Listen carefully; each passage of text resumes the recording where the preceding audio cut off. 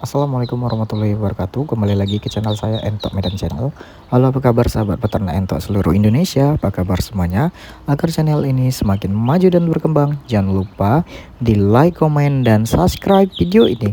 Oke kawan-kawan sekalian, kali ini channel Entok Medan akan membawakan judul tentang keunggulan beternak entok jenis lokal dibandingkan dengan unggas lainnya.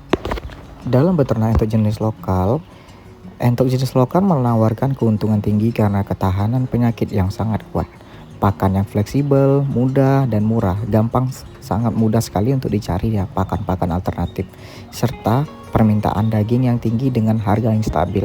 Nah, pada saat ini harga entok lokal yang paling stabil dan harganya juga paling menjanjikan dibandingkan dengan entok-entok jenis hias yang harganya naik turun tergantung peminat. Nah, jadi kalau masih banyak atau masih sedikit entok-entok hias ataupun entok jumbo, entok milenial, maka harganya masih tinggi. Tapi kalau sudah di pasaran sudah banjir, maka harganya akan sedikit demi sedikit akan menurun. Jadi entok jenis lokal sangat unggul dari segi pemasaran, mau itu untuk dibudidayakan ataupun dijual dagingnya. Nah, entok lokal memiliki unggulan mudah beradaptasi di lingkungan pedesaan. Jadi, entok jenis lokal ini sangat mudah sekali ya dalam proses adaptasi. Misalnya, kita membeli entok jenis lokal dari kandang di perkampungan, kita ternak di perkotaan sedikit. Yang penting ya kita punya lahan yang cukup luas agar entok kita bisa nyaman di kandang yang baru. Jadi adaptasinya dia cepat dibandingkan dengan entok jenis jumbo, karena entok jenis jumbo ini harus kandangnya menurut saya ya itu sedikit spesial, apalagi untuk anakan entoknya. Jadi memang benar-benar harus layak untuk dibuat untuk kandangan anakan entok jenis jumbo. Tapi kalau untuk entok jenis lokal itu kandang dari bambu saja sudah layak teman-teman sekalian, dan dia cepat sekali beradaptasi serta daya tahan tubuhnya jauh lebih tinggi dibandingkan unggas-unggas lainnya seperti ayam dan bebek. Karena memang entok ini jika terkena hujan ya dia malah senang, bukannya sakit teman-teman sekalian. Jadi di saat musim hujan juga saya itu tidak was-was dalam berternak entok jenis lokal. Nah, daya tahan tubuhnya tadi sudah sangat tinggi sekali karena memiliki kekebalan yang sangat baik terhadap penyakit dibanding unggas lain, sehingga risiko kematian akibat penyakit lebih rendah. Nah, saya menambahkan suntik vaksin dari usia 1 minggu sampai dengan di usia dewasa. Di 1 minggu saya membuat vaksin tetes mata, saya menggunakan ND dan juga dicampurkan dengan NDAI teman-teman sekalian, jadi sudah lengkap. Nah, setelahnya memasuki usia 1 bulan itu saya suntik lagi sampai dengan dia dewasa. Nah, jadi kekebalan tubuh entoknya ini sudah baik sehingga saya tidak ketakutan lagi ataupun was-was lagi terserang penyakit mata biru. Setelah saya menerapkan vaksinasi di kandang ini, angka kematian ataupun angka terkena virusnya itu sangat-sangat rendah sekali. Bahkan gak ada teman-teman sekalian yang terkena virus ataupun wabah sekaligus banyak gitu, gak ada. Kalau mati 1-2 ekor itu wajar, namanya hewan yang bernyawa, kita aja bisa mati apalagi entok teman-teman sekalian. Jadi sangat mudah sekali ya dalam beternak entok ini kalau kita memang benar-benar paham dalam proses beternak ataupun menangkal penyakit.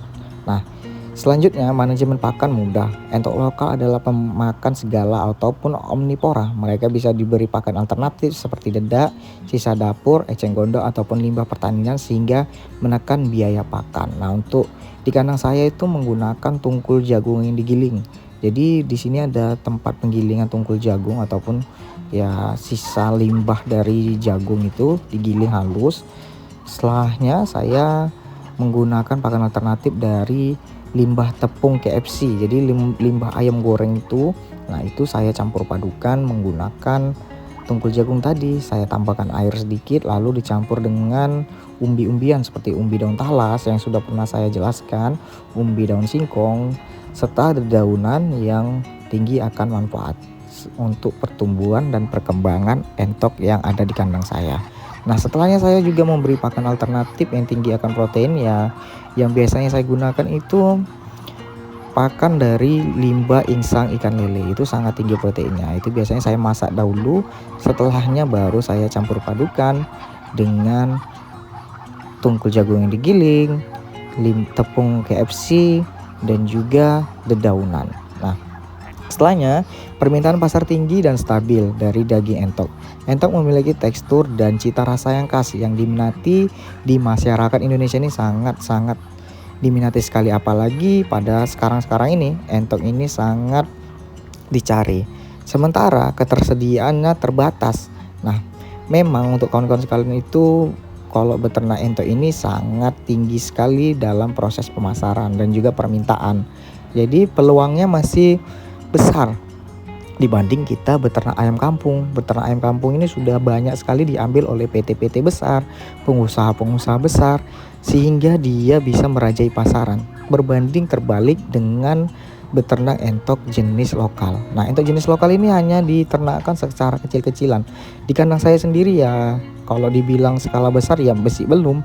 Memang beternak entok jenis lokal ini itu masih sedikit sekali yang membudidayakannya berbanding dengan bebek, ayam broiler itu sudah PT-PT besar. Jadi untuk kawan-kawan sekalian ini suatu peluang bisnis yang harus kawan-kawan sekalian itu ambil. Jangan terlampau lama sekali untuk berpikir dalam beternak entok. Kalau memang sudah ada peluangnya dan pemasaran juga sangat mudah, sudah bisa kita mulai dari sekarang. Nah, pertumbuhan dan reproduksi entok jenis lokal meskipun lebih lambat dibandingkan entok jenis jumbo, entok lokal tetap tumbuh dengan baik. Betina mulai bertelur pada umur 6 sampai dengan 7 bulan. Jadi 6 sampai dengan 7 bulan entok jenis lokal itu sudah bertelur. Tapi kalau di kandang saya itu biasanya di usia 6 bulan itu sudah bertelur. Dengan produksi telur mencapai 15 sampai dengan 18 butir per periode atau sekitar 90 sampai 120 butir per tahunnya. Jadi itu cukup banyak teman-teman sekalian. Karena memang entok ini diciptakan bukan sebagai penghasil telur, berbanding terbalik dengan ayam petelur yang setiap harinya dia bertelur. Nah, adaptasi lingkungannya sangat mudah, beradaptasi dengan lingkungan baru mudah dikembangbiakkan dan tidak memerlukan kandang yang terlalu rumit. Jadi tidak perlu kandang spesial kalau entok jenis lokal. Cukup ada kandang umbaran, tempat bertelur, serta kandang anakan entoknya. Nah, saran saya kalau untuk beternak entok jenis lokal itu, anakan entoknya jangan disatukan dengan indukan. Langsung ketika menetas langsung saja diambil, diletakkan di kandang spesial yang mana kandang tersebut tersedia lampu yang bisa menghangatkan tubuh anakan entok. Jika disatukan dengan indukan, rasio kematiannya tinggi. Kadang terinjak indukan, kadang dia kelelahan karena mengikuti indukannya, dan pakannya juga tidak bisa kita kontrol karena memang kalau dilepas itu ya yang lainnya, entok-entok lainnya itu ikut campur makan juga dengan anakan entok kita sehingga pertumbuhannya tidak maksimal. Jadi secara keseluruhan entok lokal sangat cocok untuk peternak pemula atau usaha skala rumah tangga karena efisiensi biaya operasional dan kemudahan perawatannya. Nah, untuk kawan-kawan sekalian yang ingin memesan entok jenis lokal untuk anakan seperti ini itu bisa japri ke WhatsApp saya. Lokasi saya di Jalan Medan Binjai kilometer 15,5 Diski. Mau pengiriman keluar kota ataupun di sekitar saya bisa japri ke WhatsApp, nanti tanya saja di kolom komentar. Oke, saya rasa paham penjelasan saya dari keunggulan beternak entok jenis lokal. Assalamualaikum warahmatullahi wabarakatuh.